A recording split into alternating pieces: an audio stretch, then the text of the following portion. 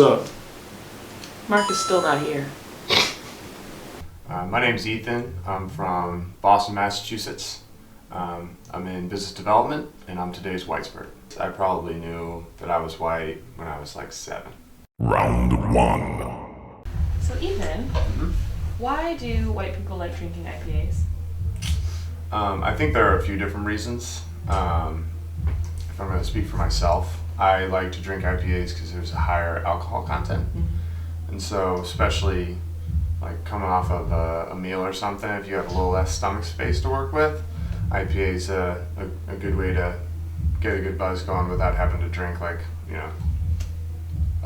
additional beers, like you would with like a Bud Light or a Miller Lite, something like that.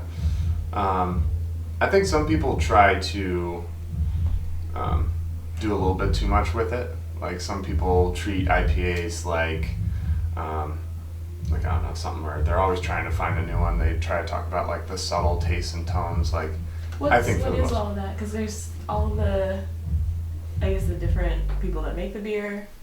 People get real into Crazy Lizard and Drunken, and it don't make no sense. Yeah. Crazy Lizard? Something like that. Stone Mountain Wizard something. Okay, again, clan references. Yeah. People have their breweries in their homes. All that I don't understand.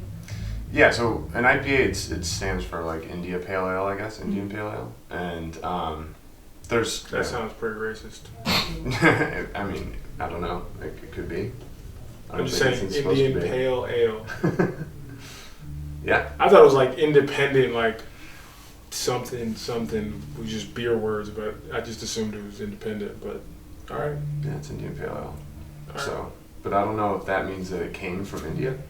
Like, I'm not sure why it's called that, now that you ask. But there are, you read, like, the descriptions for them, there's a million different things. It's like, aroma of, like, peach fuzz and, like, malty undertones and shit like that.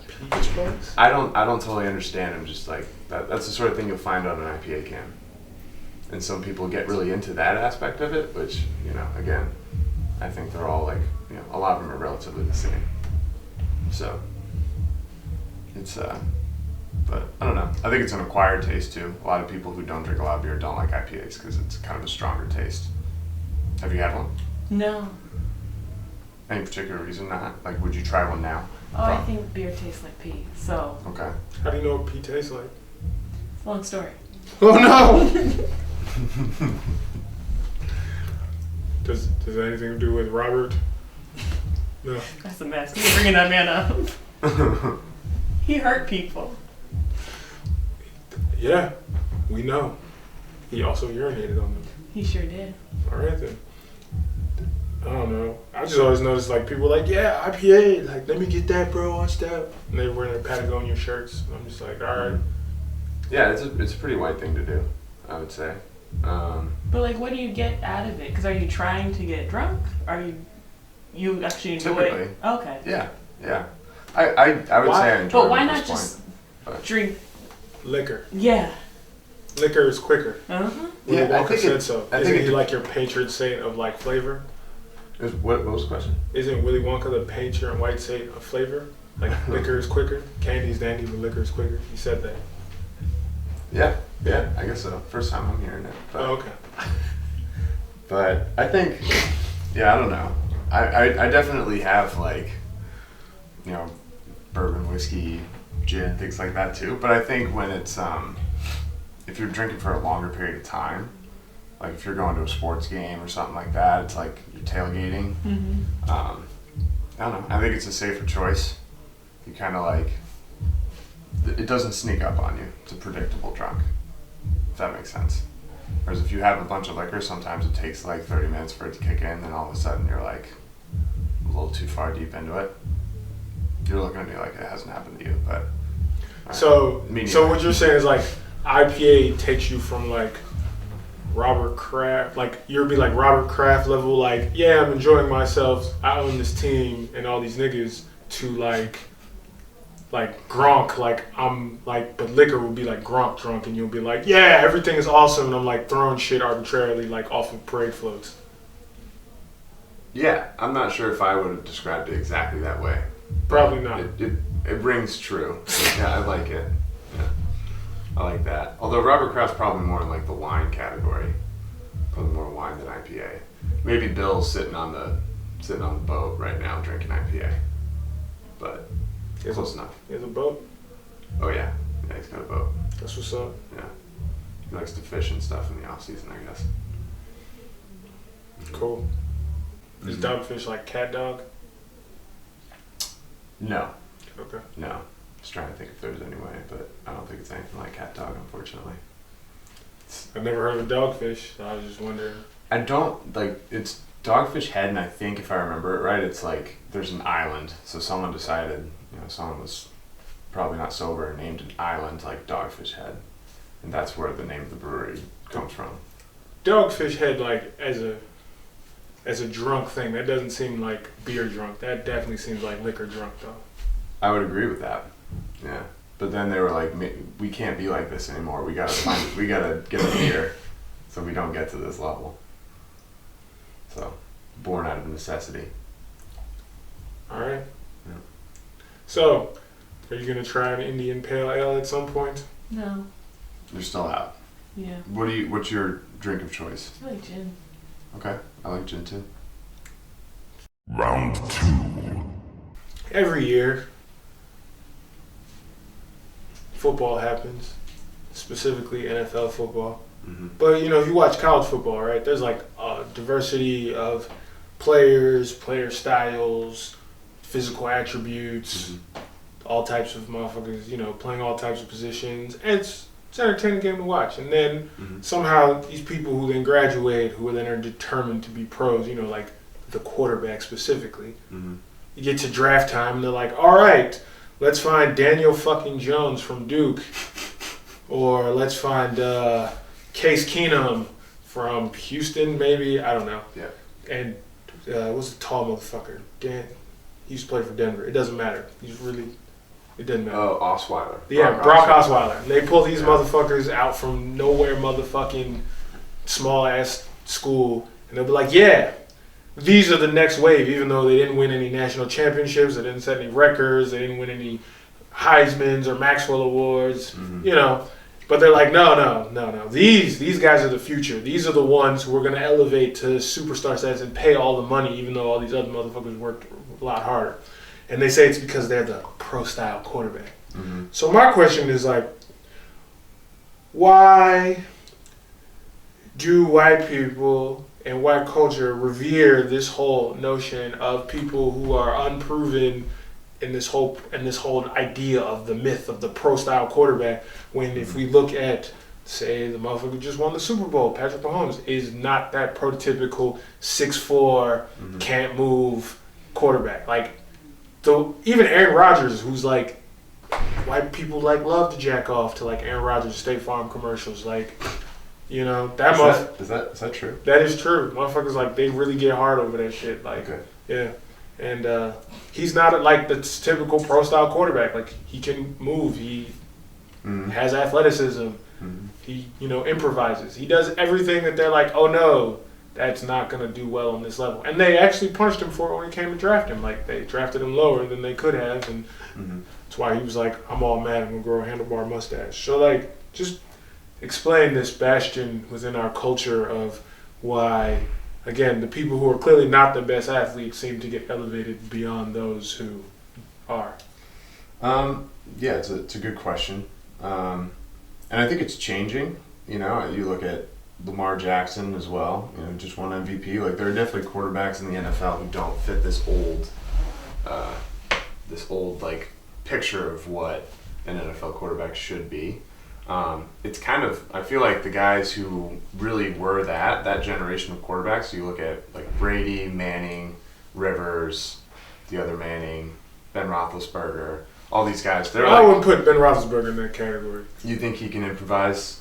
Or he's mobile enough? At one point he was. And then he started raping, and then he just lost all his mobility. Because he was trying to duck charges, so, it messed him up. You can't duck charges and defensive ends at the same time. It doesn't work. Everyone knows that. Yeah. Everyone knows that. It doesn't work. Yeah. So I think, but I think it's changing. I don't think you see it so much anymore. I think even the guys who are coming out like a Joe Burrow or like Baker Mayfield. These are guys who are given chances now who, they're at least more athletic than the guys used to be. Like they're not looking like Tom Brady at the combine with like a 6-second 40 and things like that. So I think it's changing, but like, why do people? But they're still plucking them out. Like you look at, there's still more of them, and they're like looking for again. Yeah. Daniel Jones. Yeah. No, he was drafted way too high. Yeah, but I'm saying, like, what is the motivation? Like, please explain to me, like, how you look at somebody like Warren Moon, right? Like, in his day was like one of the most prolific passers of all time. He's the only person. Like, he literally like. Peyton Manning couldn't pass him in terms of yards, even though Warren Moon like had to play in 2 different leagues. Like, I don't understand why like people were like, yeah, like we need Phil Simms and I don't know, all the motherfuckers was on TV like telling Troy us like, Aikman. Yeah, the Troy Aikmans and Romo's weird, but all the people were like the commentators. I mean, Romo shit, like he was an accident. Like you could tell like when like they let like one athletic white boy, he was like, glitch in the matrix, and then they don't win Super Bowls. And they're like, see, look, we're not gonna, because I'm still also convinced the whole shit is fixed, but that's not there. Okay, that's fair. I'm just curious. Like why is it that? Like why does Brady get the chance, and when he does get the chance? Because you're from New England, so you got to see the rise. And before that, y'all had Bledsoe. He took them to a Super Bowl. Shit. Yeah. I think, it's such a business that these guys are like they're investing in an asset, and they want it to be as safe an asset as possible. And so maybe there's word again. You're safe if you don't season your food. You're safe if you choose the same quarterbacks. I don't understand football, so that's all I have to put in. Okay, I think it's a good contribution. No, I think that's fair. That was valid. But yeah, I think it's if you're going to dump a bunch of money into something, you want to know what it's going to do. Like, there was a picture of, like, Dan Jones and Eli Manning. They, like, went out after the season or something.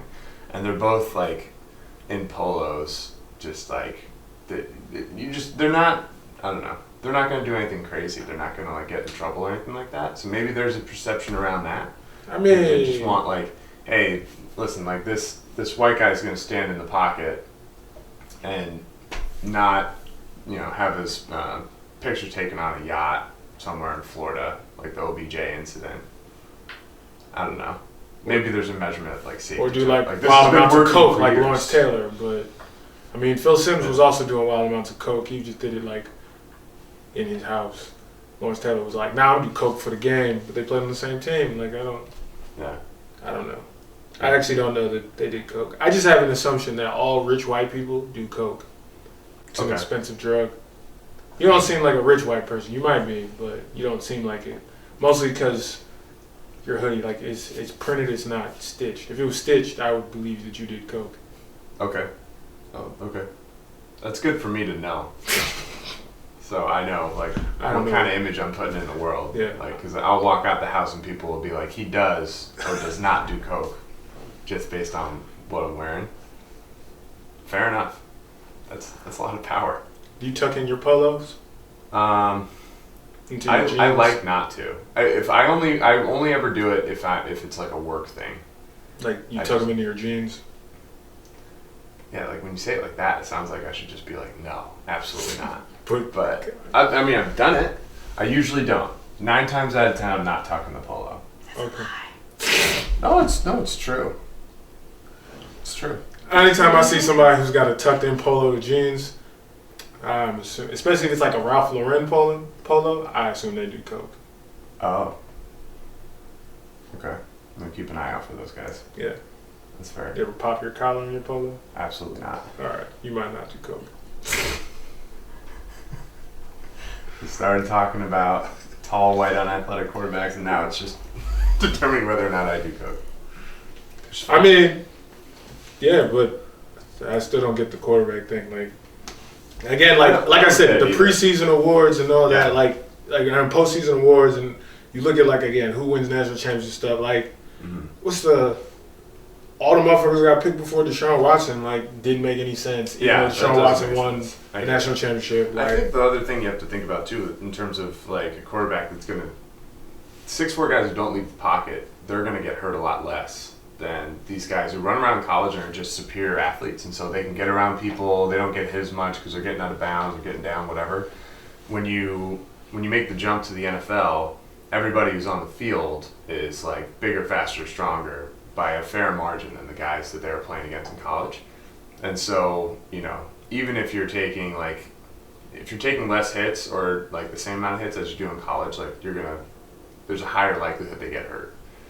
So yeah, maybe it's just like this guy's just gonna sit in the pocket and like there's a chance that he could get hurt, but there's a chance anyone could get hurt. It's football. Yeah. I'm just saying, like, if the idea is to win now. Yeah, I mean, I'm with you. I don't totally understand. And like I said, I think the rationale's changing. I think more people are coming into like our camp on this, where it's like, let's just pick the winners, right? So Kyler Murray, you know, people even took a chance on him, and he's like, you know, he's far from the 6'4", like he's not even 6 foot. Yeah, I forgot he even exists. That motherfucker won 4 games. He had a good year. I think he did. He got offensive. Doesn't matter. He won 4 games. Yeah, but yeah. Don't care. Okay. He can get just. He's a weird outlier. Okay. Kind of like Drew Brees, like just. They're outliers. Only one of those. I mean, they're just outliers. Factoring in, yeah.